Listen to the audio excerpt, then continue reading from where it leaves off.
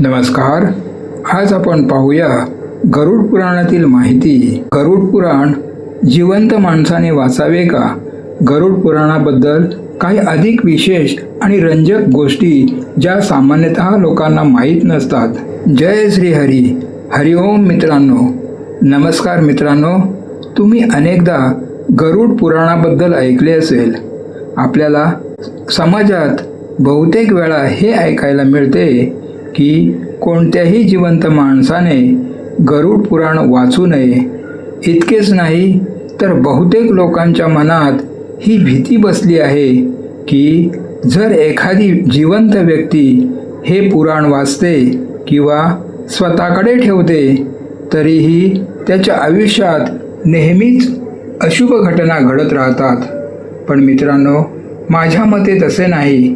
कारण आज आम्ही तुम्हाला गरुड पुराणाबद्दल असे एक रहस्य सांगणार आहोत ज्याबद्दल जाणून घेतल्यावर तुम्ही या भीतीपासून मुक्त व्हाल की जिवंत माणसाने हे पुराण वाचावे की नाही. तुमचे आमच्या भाविक भक्तिमय या चॅनलमध्ये मनापासून स्वागत आहे. गरुड पुराणाचे महत्त्व. चला तर मग वेळ न घालवता जाणून घेऊया गरुड पुराणाचे पठण. एखाद्या नातेवाईकाच्या मृत्यूच्या आधी किंवा केव्हाही केले जाऊ शकते. ज्या व्यक्तीला ते वाचण्याची इच्छा आहे ती व्यक्ती ते वाचू शकते. पवित्रता आणि शुद्ध मनासह गरुड पुराणाचे पठण केले जाऊ शकते. गरुड पुराणात स्वर्ग, नरक, पाप, पुण्याशिवाय बरेच काही आहे. त्यात ज्ञान, विज्ञान, नीती, नियम आणि धर्माच्या गोष्टी आहेत. गरुड पुराणाला सनातन धर्मातील 18 महापुराणांपैकी एक मानले जाते. गरुड पुराणाचे अधिष्ठात्री देव भगवान विष्णू आहेत. यात एकूण 18,000 श्लोक आणि 271 अध्याय आहेत. गरुड पुराणात एकीकडे मृत्यूचे रहस्य आहे तर दुसरीकडे जीवनाचे रहस्य दडले आहे. गरुड पुराणातून आपल्याला अनेक प्रकारे शिक्षण मिळते. गरुड पुराणात मृत्यूच्या आधीच्या आणि नंतरच्या परिस्थितीबद्दल सांगितले गेले आहे. गरुड पुराणात भगवान विष्णू आणि त्यांचे वाहन गरुड यांच्यातील संवादाचे वर्णन केले गेले आहे. गरुड पुराणाचे फायदे. बहुतेक वेळा असे पाहायला मिळते की जेव्हा कुटुंबात कोणाचा मृत्यू होतो किंवा कोणी मृत्यूशय्येवर असते तेव्हा गरुड पुराणाचे पठण केले जाते. हे पाहून लोकांच्या मनात भीती बसते की जिवंत व्यक्ती गरुड पुराणाचे पठण करू शकत नाही आणि ते स्वतःकडेही ठेवू शकत नाही. परंतु मित्रांनो, सत्य हे नाही. कारण गरुड पुराणाच्या सुरुवातीलाच त्याच्या पठणाशी संबंधित महत्त्व सांगितले गेले आहे. त्यानुसार जर एखादी जिवंत व्यक्ती आपल्या आयुष्यात या पवित्र पुराणाचे पठण करते तर तिला विद्या, यश, सौंदर्य, लक्ष्मी, विजय आणि आरोग्य इत्यादी विषयी ज्ञान प्राप्त होते. जो मनुष्य याचे नियमित पठण करतो किंवा ऐकतो त्याला सर्व काही समजते आणि शेवटी त्याला स्वर्ग प्राप्त होतो. जो मनुष्य एकाग्र चित्ताने या महापुराणाचे पठण करतो, ऐकतो किंवा ऐकवतो किंवा जो हे लिहितो किंवा लिहून घेतो किंवा पुस्तकाच्या रूपात आपल्याकडे ठेवतो, तो जर धर्मार्थी असेल तर त्याला धर्माची प्राप्ती होते आणि जर तो अर्थाची इच्छा बाळगणारा असेल तर त्याला अर्थ प्राप्त होतो. कर्माचे फळ. गरुड पुराणानुसार जे लोक आपल्या आईवडिलांना किंवा मुलांना त्रास देतात ते पुढच्या जन्मी पृथ्वीवर जन्म घेऊ शकत नाहीत, तर त्यापूर्वीच गर्भातच त्यांचा मृत्यू होतो. जे लोक महिलांचे शोषण करतात किंवा करवून घेतात ते पुढच्या जन्मी भयंकर आजाराने ग्रस्त होतात आणि शारीरिक त्रासात जीवन घालवतात. ज्या मनुष्याच्या हातात हे महापुराण आहे, त्याच्या हातातच नीतीचा साठा आहे. जो प्राणी या पुराणाचे पठण करतो किंवा ते ऐकतो तो भोग आणि मोक्ष दोन्ही प्राप्त करतो. या पुराणाला वाचल्याने आणि ऐकल्याने मनुष्याचा धर्म, अर्थ, काम आणि मोक्ष या चारही पुरुषार्थांची सिद्धी होते. या पुराणाचे पठण करून किंवा ते ऐकून पुत्राची इच्छा असलेल्याला पुत्र प्राप्त होतो. तसेच इच्छेचा अभिलाषी आपल्या इच्छापूर्तीमध्ये यश मिळवतो. वंद्य स्त्रीला पुत्र प्राप्त होतो. कुमारी कन्येला चांगला पती मिळतो. विद्यार्थ्याला विद्या प्राप्त होते. विजिगीषूला विजय प्राप्त होतो. पापी मनुष्याची पापांपासून मुक्तता होते. इतकेच नाही तर मंगलाची इच्छा बाळगणारा व्यक्ती, आपले मंगल गुणांचा इच्छुक व्यक्ती, गुण, काव्याची अभिलाषा, मनुष्य, कवित्व, शक्ती आणि जीवनाचे सार तत्व जाणणारा व्यक्ती सार तत्व प्राप्त करतो. ज्ञानार्थी संपूर्ण जगाला हरवणारे ज्ञान प्राप्त करतो.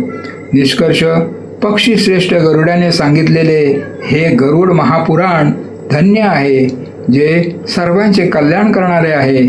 जो मनुष्य या महापुराणाच्या एका श्लोकाचे पठण करतो त्याचा अकाल मृत्यू होत नाही. याच्या अर्ध्या श्लोकाचे पठण केल्याने नक्कीच शत्रूचा नाश होतो. म्हणूनच गरुड पुराण मुख्य आणि शास्त्रसंमत पुराण आहे. विष्णू धर्माच्या प्रदर्शनात गरुड पुराणासारखे दुसरे कोणतेही पुराण नाही. जसे देवांमध्ये जनार्दन श्रेष्ठ आहे, तसेच पुराणांमध्ये हे गरुड पुराण हरीच्या तत्वनिरूपणात मुख्य सांगितले गेले आहे. या गरुड पुराणात हरीच प्रतिपाद्य आहेत. म्हणूनच हरीच नामस्कार करण्यायोग्य आहेत.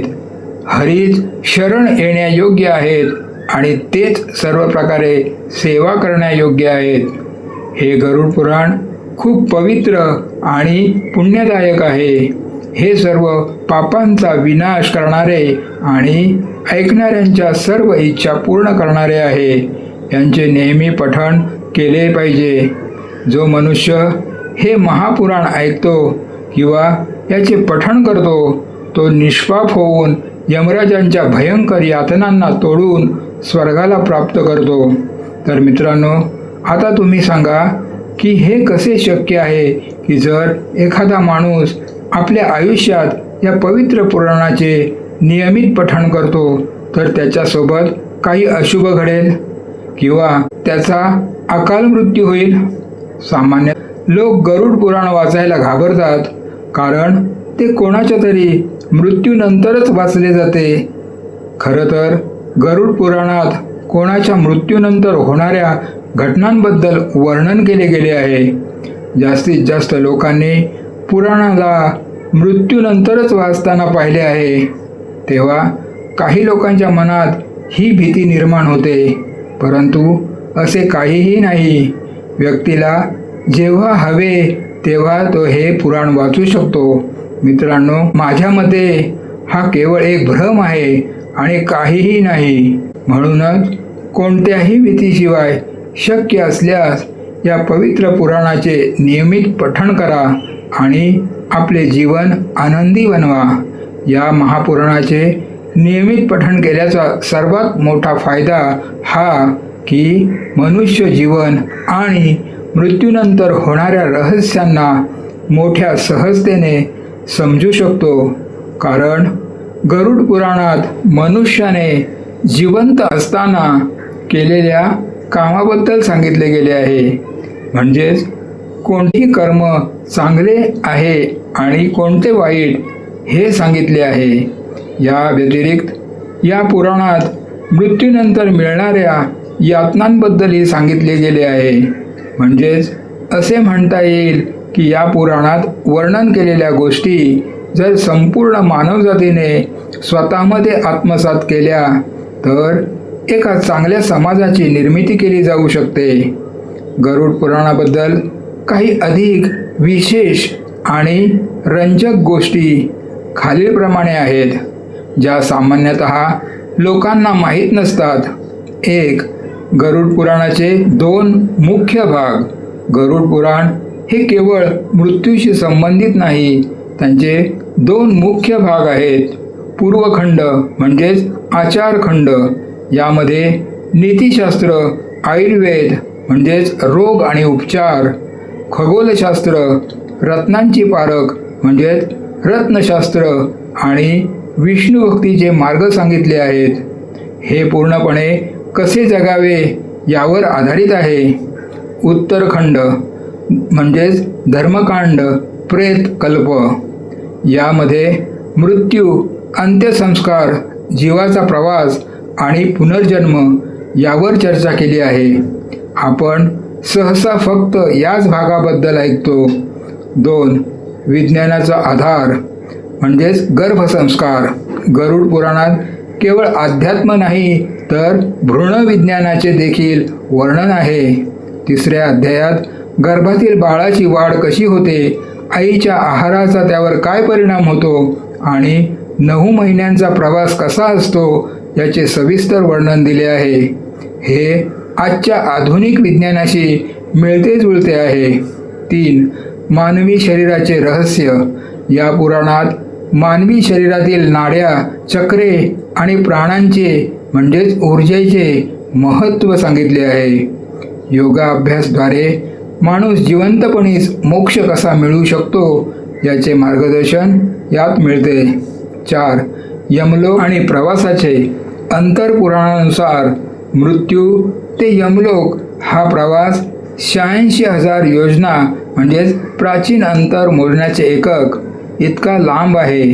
ज्यांनी चांगले कर्म केले आहेत त्यांना हा प्रवास सुखकारक वाटतो, तर वाईट कर्म करणाऱ्यांना अनेक अडथळ्यांना सामोरे जावे लागते. 5. पुनर्जन्माचा सिद्धांत. गरुड पुराणानुसार जीवात्मा लगेच दुसरा जन्म घेत नाही. कर्माच्या हिशोबानुसार त्याला काही काळ थांबावे लागते. तसेच माणसाचा पुढचा जन्म तो मरताना कोणत्या गोष्टीचा विचार करीत होता यावर देखील अवलंबून असतो. एक महत्त्वाचा सल्ला. गरुड पुराण वाचल्याने मनात भीती निर्माण होण्याऐवजी नैतिकता निर्माण होते. आपल्या प्रत्येक कर्माचे फळ आपल्याला मिळणार आहे ही जाणीव माणसाला चुकीच्या मार्गापासून वाचवते. म्हणूनच जुन्या काळात हे केवळ मृत्यूच्या वेळी वाचले जात असे, जेणेकरून शोक करणाऱ्या कुटुंबाला जीवनाचे अंतिम सत्य समजावे. तुम्हाला ही माहिती कशी वाटली नक्कीच जयश्री हरी लिहून कमेंट करा. माहिती आवडल्यास लाईक करा आणि आपल्या मित्रांसोबत शेअर करा.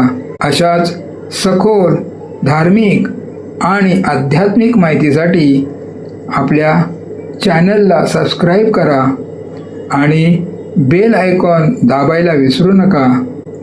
भेटूया पुढच्या व्हिडिओमध्ये. तोपर्यंत जय हिंद, जय भारत. व्हिडिओ शेवटपर्यंत पाहिल्याबद्दल धन्यवाद.